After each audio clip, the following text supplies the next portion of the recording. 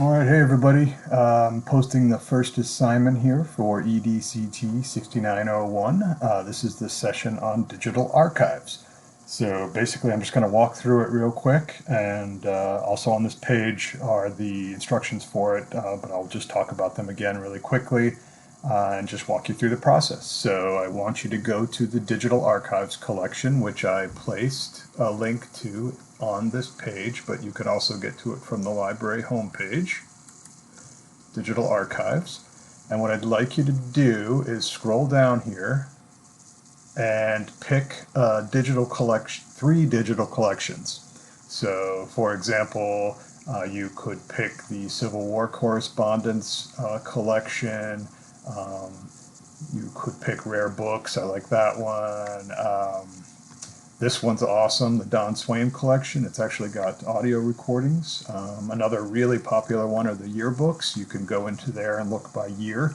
And so if your parents went here, or if you have a relative that went here, you can look up that year and take a peek at that.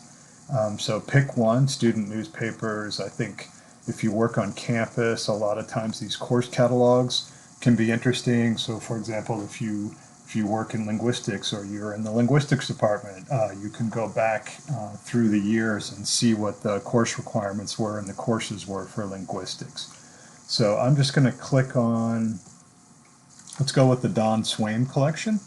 So you come here to this entry page, and then I'm asking you a few questions. So once you've explored three, just kind of go into three separate collections and just look at them, see what's in there. Once you've done that, then come back and start answering the questions. So, for example, the first question here is, was one of the collections easier to search or navigate than the others? If yes, which one and why? If no, what was it about the interfaces that you liked or didn't like?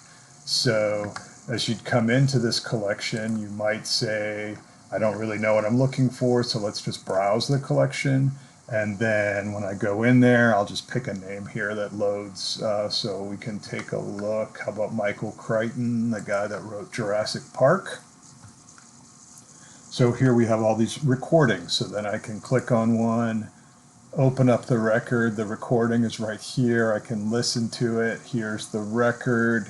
I also ask you to in one of these questions to provide a link back to this so I can look at it later while I listen to your response. That would be most likely one of these three.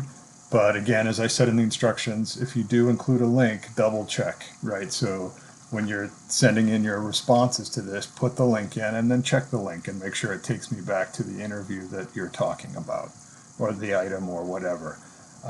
So I have you go through three of these databases and just look around, and then as you're looking around, pick things you like. And then once you selected three items, then you go in and you just write me a paragraph, right? It doesn't have to be a big deal. Just write me a paragraph. What did you find that was interesting about that?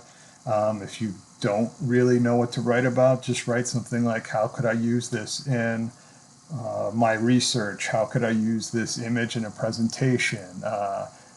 Do I work on campus? Is there some way I could use some of this information in presentations or in my day-to-day life? So that's basically it. So just follow the directions on this page.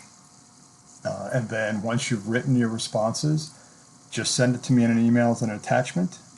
As I said in the syllabus, each one of these assignments will just be 25% of your grade. And so if you answer all the questions and you respond to all the bullet points, you'll get the points. If you don't respond, I'll take some points off, and then at the end of the semester, we just put the points together, and that's what you have out of 100. So if there are any questions, please just send me an email, guder@ohio.edu, and I hope your semester is starting out well. Okay, later.